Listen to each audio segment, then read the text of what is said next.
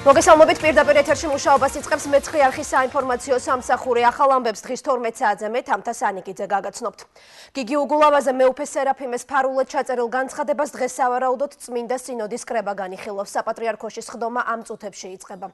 საუბარია იმ ფარულ ჩანაწერზე, სადაც ბორჯომისა და ბაკურიანის მიტროპოლიტმა თქვა, რომ ქალაქის მერი პატრიარქთან ხშირად ხმამაღლა საუბრობს და ზოგჯერ ყვირის კიდეც.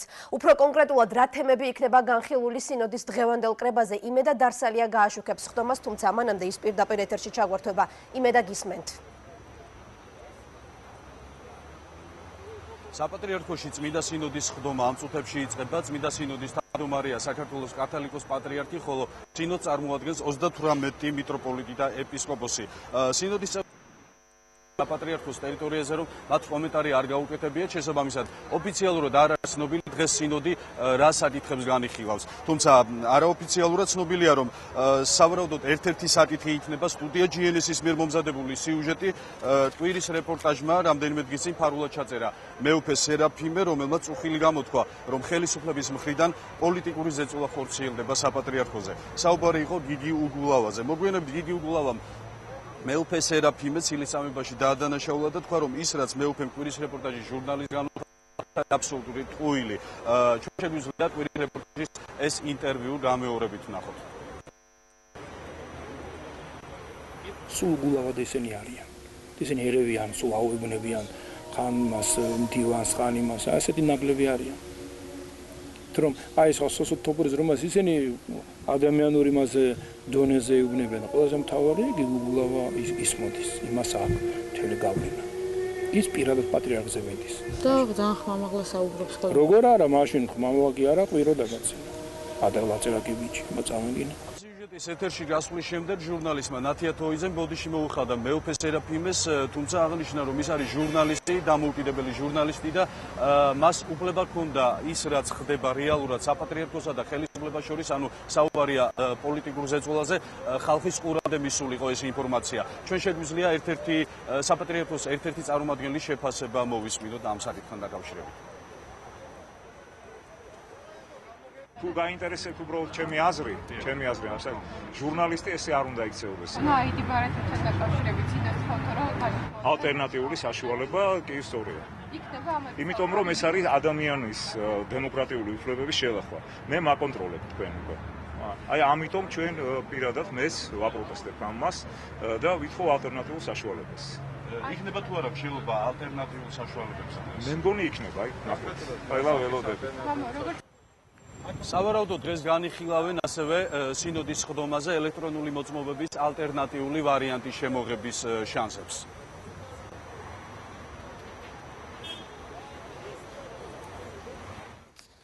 ეს იყო იმედა დარსალია და პირდაპირ ჩართვა საპატრიარქოდან მე კიდევ ერთხელ შეგახსენებთ, რომ მეუფე სერაფიმეს განცხადება სავარაუდოდ სინოდის დღევანდელი კრების ერთ-ერთი თემა იქნება. წინასაარჩევნოდ პოლიტიკურ პარტიებს თანაბარი პირობები უნდა ჰქონდეთ, ასეთია მთავარი გზავნილი, რომელიც სტრასბურგში საქართველოზე გამართული დებატების დროს დაფიქსირდა.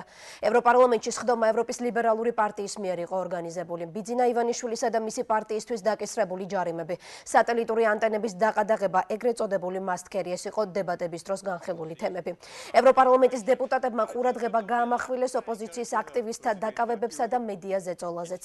დებატებს კოალიცია ქართული ოცნების ლიდერები, ასევე მმართველი გუნდის წევრებიც დაესწრნენ. როგორც ქართული ოცნების ლიდერები განმარტავენ, სხდომის დროს დაფიქსირდა ნეიტრალური პოზიციებიც, თუმცა ევროპარლამენტის წევრთა უმრავლესობამ აღნიშნა, რომ ის რაც ახლა საქართველოში ხდება, დაუშვებელია. კონკრეტულად აღინიშნა ის, რომ კასპში დაკავებული ორი პირი 35 დღით და 45 დღით ეს ყველა მიცის ის ინციდენტი, ეს არის მიუღებელი მოვლენა წინასაარჩევნო პერიოდში განსაკუთრებით, როდესაც ასეთი სასჯელი ეძლევა კონკრეტულ მოქალაქეებს. ითქვა, რომ სატელიტური ანტენების დევნა ეს არ არის დემოკრატიის შემადგენელი ნაწილი. ითქვა, რომ დაუშვებელია ადმინისტრაციული რესურსის გამოყენება და შერჩევითი მართლმსაჯულება, რომლის ნიშნებსაც აშკარად ხედავენ ევროპის პარლამენტის წევრები. ითქვა ისიც, რომ ეს არ უნდა იყოს არჩევნები ძალოვან სისტემას, ანუ ადმინისტრაციულ რესურსსა და მეორე მხრივ ფინანსურ რესურსს შორის. ევროპარლამენტმა მისცა სერიოზული მითითებები უკვე აღმასრულებელ სტრუქტურებს, რომ მონიტორინგი დაწესდეს ძალიან მკაცრი, როგორც მედიაზე, ისე ძალოვან სტრუქტურებზე. დღეს პარლამენტი პრემიერის გაზრდილ უფლებამოსილებას დაჩქარებული წესით განიხილავს. რიგარეშე სესია ამ წუთებში იწყება. მმართველი გუნდი ამტკიცებს, რომ უშუალოდ პრემიერის უფლებები არ იზრდება, თუმცა ასე არ ფიქრობს საპარლამენტო ოპოზიცია. თამთა გაზაშვილი დაესწრება დღევანდელ სხდომას, და მას ახლა ჩვენ პირდაპირ ეთერში ჩავთავთ. თამთა, უფრო კონკრეტულად რა იგულისხმება უფლებამოსილების გაზრდაში და რა წინასწარი განცხადებები კეთდება სხდომამდე? დიახ, პარლამენტის რიგარეშე სხდომა უკვე დაწყებულია. პრემიერ-მინისტრის ახალი კანონპროექტის მიხედვით ბრძანების გაცემის და თვითმმართველობებთან ურთიერთობის უფლებების დელეგირება შეიძლება. აღნიშნულ საკითხს საქართველოს მთავრობის სტრუქტურის საქმიანობისა და უფლებამოსილების კანონში ცვლილებების პროექტი ითვალისწინებს. ახალი კანონპროექტის მიხედვით პრემიერს შეიძლება უკვე არსებული უფლებამოსილებები თავის ნდობით აღჭურვილ პირებს გადააბაროს, გადასცეს, ასევე მეორე ცვლილება არის ის, რომ კანცელარიას მთავრობის კანცელარიის უფროსის ნაცვლად პრემიერ-მინისტრი უხელმძღვანელებს. აღნიშნულ ცვლილებებს საპარლამენტო ოპოზიცია ვანო მერაბიშვილის უფლებამოსილებების გაზრდა დაფასებს, თუმცა როგორც გიახუროშვილი აღნიშნავს, ეს მოსაზრება ახალი კანონპროექტის არასწორი ინტერპრეტაციაა. კანონპროექტში საუბარია, რომ გადაწყვეტილებები მთავრობის მიღებული იქნას გაცილებით სწრაფად, დაუშვათ თუ ჭირდებოდა ერთი კვირა მთავრობის სხდომის მოწვევას, ეს მიღებული იქნას ერთ დღეში. ასევე საუბარია იმასთან დაკავშირებით, რომ უშუალოდ მთავრობის კანცელარიის მუშაობის კოორდინაცია მოახდინოს არა კანცელარიის უფროსმა, არამედ ეს მოხდეს უშუალოდ პრემიერ-მინისტრის კოორდინაციით. და ეს ყველაფერი უკავშირდება იმას, რომ მთავრობის მიერ გადაწყვეტილებების მიღების პროცესი იყოს მოქნილი და იყოს კოორდინირებული. არა, პრეზიდენტი არც ერთ უფლებას თავისას არ დათმობს. ძალიან ელემენტარული ფუნქციები, მაგრამ მაინც ხდება პრემიერ-მინისტრის სკამის გაძლიერება. ეს გვაფიქრებიებს იმას, რომ ვანო მერაბიშვილი ფიქრობს, ცდილობს ყოველ შემთხვევაში მედვედეობას რამდენად გამოვა ეს ამბავი. ეს არის დამოკიდებული სააკაშვილის რეიტინგზე და მდგომარეობაზე სექტემბრის თუ კანონპროექტს პარლამენტი დაჩქარებული წესით განიხილავს. პროექტს უკვე დაწყებულ პარლამენტის რიგარეშე სხდომაზე დაამტკიცებენ.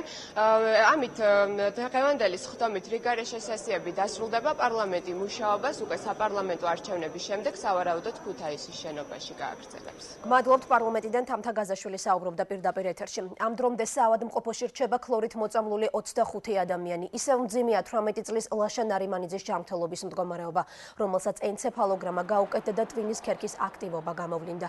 დაზარალებული ახლაც ინგოროყვას სახელობის კლინიკის რეანიმაციაში იმყოფება. მერიის სოციალური მომსახურების სამსახურის უფროსი განმარტავს, რომ მათ ვინც სახლში უკვე გაწერეს, ჩივილების შემთხვევაში შეუძლიათ ისევ მიმართონ საავადმყოფოებს. შეგახსენებთ, რომ 3 ივლის ღამით ლიოლოს დასახლებაში ერთ-ერთი კერძო საწარმო სავზი მწყობრიდან გამოვიდა და ქლორმა გაჟონა.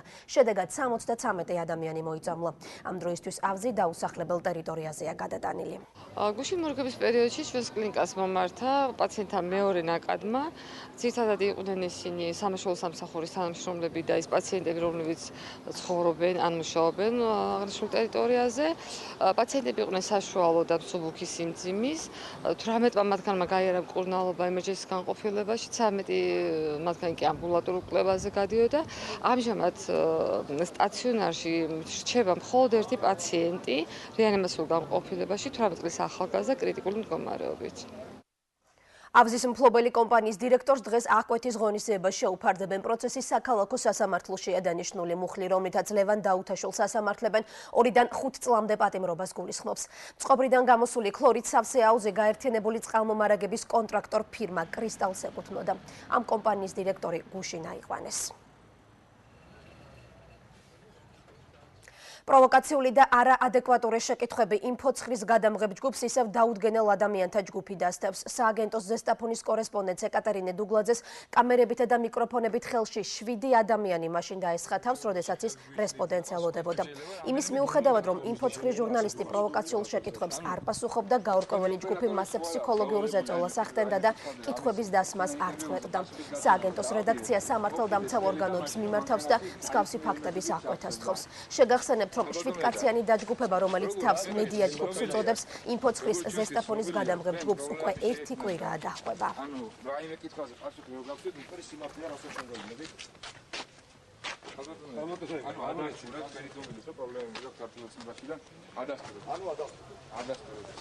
ქართულ ოცნებაში შემავალ პარტიებს ჯარიმის გადახდის ვადა მოეწურათ. 7 პოლიტიკურ სუბიექტს კონტროლის პალატამ ჯამში 2.383.097 ლარის გადახდა დააკისრა.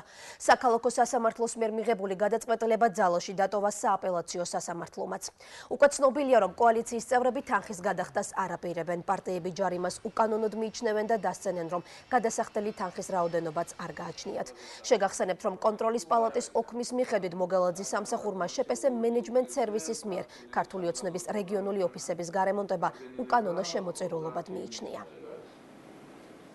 საქმე გადაეგზავნება აღსრულების ეროვნულ ბიუროს, რომელიც სავარაუდოდ მისცემს ერთი კვირის ვადას კიდევ ნებაყოფილობითი აღსრულებისთვის, შემდეგ შეუდგება ალბათ იძულებით აღსრულების პროცედურების განხორციელებას, აღწერს ქონებას, თუ აქვთ დააყადაღებს ანგარიშებს და სხვა ქონებას, თუ აქვთ პარტიებს ესეთი, შემდგომში მოაწყობს იძულებით აუქციონებს და ასე შემდეგ. ქართული მხარის რეზოლუციის პროექტს რუსეთის საგარეო საქმეთა სამინისტრო ეხმაურება. საუბარი არის იმ დოკუმენტზე, რომელიც გაროს გენერალურმა ასამბლეამ სამივლის უკვე ოფიციალურად დაამტკიცა. რეზოლუციას, რომელიც საქართველოს ოკუპირებულ ტერიტორიებზე დევნილთა დაბრუნებას ითვალისწინებს, მხარის 60-მა ქვეყანამ დაუჭირა. წინააღმდეგი წავიდა 15-82-მა სახელმწიფომ კი თავი შეიკავა. საქართველო კიდევ ცდილობს, რომ პოლიტიკური კონიუნქტურის ინტერესებში ჰუმანიტარული სიუჟეტი გამოიყენოს. ეს მიზანმიმართული ქმედება, რომელიც ჟენევის მოლაპარაკებათა დისკუსიების გვერდის ავლით ხდება, რომელიც ქართველი, აფხაზი და სამხრეთ ოსეთის წარმომადგენელთა დიალოგისთვის ერთადერთი ფორმატია. რუსეთი ამ რეზოლუციას მხარს არ უჭერს, რადგან დარწმუნებულია, რომ ის შექმნილ რეალობას არ ასახავს და რეგიონში სიტუაციის გამწვავებას გამოიწვევს. ნათქვამია საგარეო საქმეთა სამინისტროს განცხადებაში. გენერალ რომან დუმბაძის მკვლელობაში ეჭვმიტანილებს პატიმრობა შეეფარდათ. გამოძიების ინფორმაციით რომალ ბელქანია, ალექსანდრე ბერიშვილი და შოთა თარუგაშვილი მკვლელობის შემსრულებლები არიან. თავად დაკავებულები დანაშაულს არ აღიარებენ. სასამართლო პროცესზე ისინი ტელე და ფოტოკამერებისაგან თავდასაცავად ნიღბებით მივიდნენ. შეგახსენებთ, რომ დუმბაძე 20 მაისს რუბლოვკის დასახლებაში ნიღბიანმა თავდამსხმელებმა მოკლეს. ბათუმის ბრიგადის გენერალი მოსკოვში 2008 წლიდან ცხოვრობდა.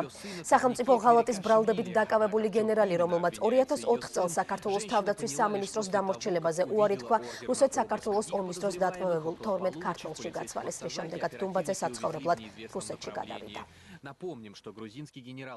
საპროტესტო აქცია ფოთში სატვირთო მანქანების 600-მდე მძღოლი შესაძლოა სამსახურის გარეშე დარჩეს. მათი განმარტებით უკვე 2 თვეა, რაც კომერციული ფირმები ტვირთის გადაზიდვისთვის აღარ მიმართავენ. მომსახურებას კი საქართველოს რკინიგზას უკვეთავენ.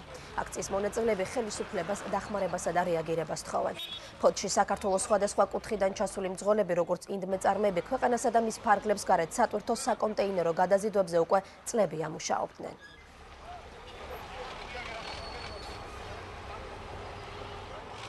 შეწყდეს მუშაობა და ჩვენ დავჭით უმუშევრები. გამომდინარეობს იქიდან ფირმები, სადაც ხელშეკრულებები თუ ართ და მუშაობთ, გვეუბნებიან, რომ ხდება რკინიგზით გადაზიდვა, სერიოზული გადაზიდვები ხდება რკინიგზით. დაგეგმილად ვაწარმოებდით ტვირთებს, ანგარიშს ვასწორებდით საგადასახადოსთან. ხო და ყველაგვარი წინაპირობის გარეშე გაქრა ტვირთები. ხო და აღმოჩნდა ყველა პრობლემის წინაშე.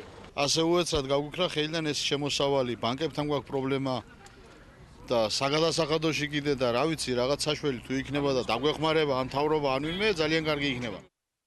სენაკში პროგრამა კარდაკარის დაპატიმრებულ მონაწილეზე ახლობლებს ინფორმაცია ამ დრომდე არ აქვთ. წინასწარი ინფორმაციით რომანოს ცხვიტავას სამართალდამცველებისადმი დაუმორჩილებლობაში ადანაშაულებენ. პოლიციამ ამ მომრჩეველთა სიების დაზუსტების პროგრამის მონაწილე გუშინ აიყვანა. დაკავებულთან შეხვედრას ახლობლები ახლაც ვერ ახერხებენ. რომანოს ცხვიტავა ქართული ოცნების წევრია. კოალიციის წარმომადგენლები მის დაკავებას პოლიტიკურ დევნად აფასებენ. 4 საათი იყო და გითხრეს, რომ იმაში არისო, იმაშიო, ზისო, ესე ის დაკავებულია. და ამ საღამოსო ვერ მოახერხებთო იმ მოსვლასო და დილას მოდითო და იმას გამოუტანებენო განაჩენსო. არავითარ ნასვამ მდგომარეობაში არ იყო, არც არაფერი პირდაპირ ბავშვისთვის მოქონდა, მაგას საჭმელი შვილიშვილები ყავს. ხელი შესლა იმ პროცესებისა, რაც მიმდინარეობს მთელი ჩვენი ქვეყნის მასშტაბით. სტატია, როგორც ვიცით, 173 არის, წინააღმდეგობის გაწევა. ცხოვრება სოციალური დახმარებების გარეშე ქედაში ათეულობით ოჯახი შემწეობებს ვერ იღებს. არსებობს რამდენიმე მიზეზი. უმწეოთა ნაწილ სოციალურმა აგენტებმა ქულები გაუზარდეს. ნაწილთან კი აგენტების სახლის აღსაწერად მაშინ მიდიან, როდესაც სიღარიბის ზღვარს ქვემოთ მყოფები შინ არ არიან. ჩვენი რეპორტაჟი ქედადან. ქედის რაიონში ათეულობით ოჯახი რამდენიმე თვეა სოციალურ დახმარებას ვერ იღებს. სოფელ ორცვაში 8 სულიანი ოჯახი სოციალურ აგენტს ადანაშაულებს. ოჯახი, რომელსაც სარეიტინგო ქულა 14,000-დან 65,000-მდე გაეზარდა, 10 თვეა შემწეობის აღდგენას უშედეგოდ ითხოვს. მოვიდნენ შეამოწმეს სახლი, დიდი შენობა გაქო, ბეღელი დიდი გაქო და ის არაფერი არ უკითხე ესე. ამოწერა აგინი და წავიდა. მეტი არაფერი შეკითხვა არ მეუწია ჩემს. 80 წლის მერი შოთაცის თქმით, 9 სულიან ოჯახს იმის გამო შეუწყვიტეს დახმარება, რომ ისჯერ ერთი შვილის, შემდეგ კი მეორე შვილისა და ნათესავის დაღუპვის გამო სახლში არ იმყოფებოდა. აგენტი სახლში სწორედ ასეთ დროს მოდიოდა. სახლში არ ხართო, ყოველ დღეო, ყოველ ღამეო და იგია რა ქვია. რატომ დახურული გაკარებიო? შენ შვილი მომიკიდა, ქაბინსკი ნემას კითხე. 50 წლის გოგო, აგე 4 თვის წინ 40 არალი ბიჭი მოკდა ჩემი დაკრუტილა. სოფელ 1 მაისში მალხა სამნიძის სახლი ავარიულია. ამის მიუხედავად, მის ოჯახს სარეიტინგო ქულები 14,000-დან 72,000-მდე გაუზარდეს. სამნიძის თქმით, სოციალურმა აგენტმა ოჯახი გააფრთხილა, რომ ამის თაობაზე ჟურნალისტებთან არ ესაუბრათ. სწორედ ამიტომ ოჯახის წევრებმა კამერის წინ საუბარი არ ისურვეს. მოგმართა მოქალაქე მალხა სამნიძემ იგი თვლიდა, რომ მისი ოჯახის სარეიტინგო ქულა არ შეესაბამებოდა რეალობას. პროექტი ჩემი უბნის ადვოკატის ფარგლებში დავიწყეთ ადვოკატირება. ამ წერილს დავურთეთ 1 მაისის თემის რწმუნებულის წერილით, სადაც იგი აღნიშნავს, რომ ჩვენი შეხედულებით აღნიშნული სარეიტინგო ქულა არ შეესაბამება ოჯახის რეალურ მდგომარეობას და ოჯახი ეკონომიკური თვალსაზრისით არის ღარიბი. საკითხის არცოდნის გამო სოციალური სააგენტო საჭერის ორგანიზაციის ხელმძღვანელმა ირაკლი მახარაძემ კომენტარზე უარი განაცხადა. მოგვიანებით კი მეცხრე არხს თავად დაუკავშირდა და თქვა, რომ ოჯახების სარეიტინგო ქულებში გადამოწმების შემდეგ უსამართლო ვერაფერი აღმოაჩინა. ეს არის ახალი 12-ზე ეთერში უცხოეთის ახალი ამბებით ბრუნდებით. ორკვირიანი ძებნის შემდეგ თურქული სამხედრო თვითმფრინავის მფრინავთა გვამები ნაპოვნია. თურქეთის შეიარაღებულმა ძალებმა ცხედრები ხმელთაშუა ზღვაში იპოვეს. თურქული მხარის მტკიცებით F4 ტიპის გამანადგურებელი დაბალ სიმაღლეზე შეიარაღებელი მიფრინავდა, რა დროსაც ის სირიის შეიარაღებულმა ძალებმა ჩამოაგდეს. 22 ივლისის ინციდენტის შემდეგ თურქეთსა და სირიას შორის ურთიერთობა უკიდურესად არის გამწვავებული. ამ დრომდე ვერაქრობენ სირიაში გაჩენილ ხანძარს, რომელიც უკვე თურქეთის ტერიტორიაზეც გავრცელდა. დამწორია 10 ჰექტარი ფართობით ტყის მასივი. ხანძარი მესამე დღეა მძვინვარებს. ცეცხლის ჩაქრობას უკვე მეხანძრეები ვერტმფრენების საშუალებით ცდილობენ. შეგახსენებთ, რომ ხანძარი 3 დღის წინ სირიელ დევნილთა ბანაკთან ახლოს გაჩნდა. 11 ადამიანი დაიღუპა და 15 დაშავდა ჩილეში მომხდარი ავტოავარიის შედეგად. დაღუპულთა შორის არიან მცირეწლოვნებიც. სატვირთო ავტომობილი მგზავრებით სავსე ავტობუსს შეეჯახა. ავარიის სავარაუდო მიზეზი კი წვიმა. თვითმხილველთა განმარტებით სატვირთო მანქანა სվել გზაზე მოცურდა.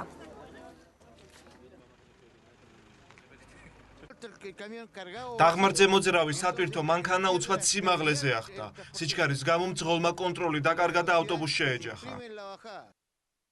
დამოუკიდებლობის დღე ამერიკის შეერთებულ შტატებში პრეზიდენტმა ბარაკ ობამამ თეთრ სახლში ყოველწლიურ წვეულებაზე სამხედროები და მათი ოჯახის წევრები მიიღო. ბარაკ ობამამ სამხედროებს დღესასწაული მიულოცა და მადლობა გადაუხადა. ამ შეხვედრას პრეზიდენტთან ერთად პირველი ლედიც დაესწრო. სტუმრებისთვის თეთრი სახლის ეზოში ბარბეკიუ და კონცერტი მოაწყო.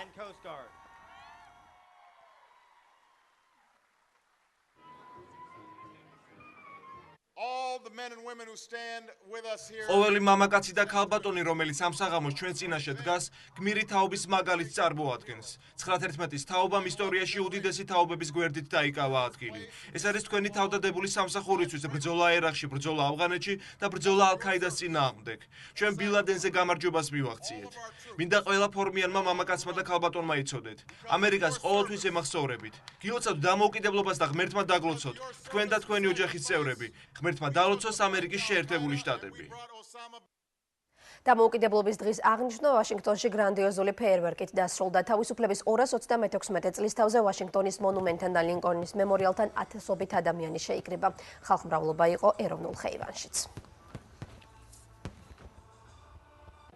ძალიან ლამაზია, შესანიშნავი სანახაობა იყო. პირველად ნახე ქალაქში ასეთი მშვენიერი დღესასწაული. ასეთი იყო ახალი 12-ზე, გამოშვება დასრულებულია და გვეულდეთ ერთმანეთს 15 საათზე ხვდებით.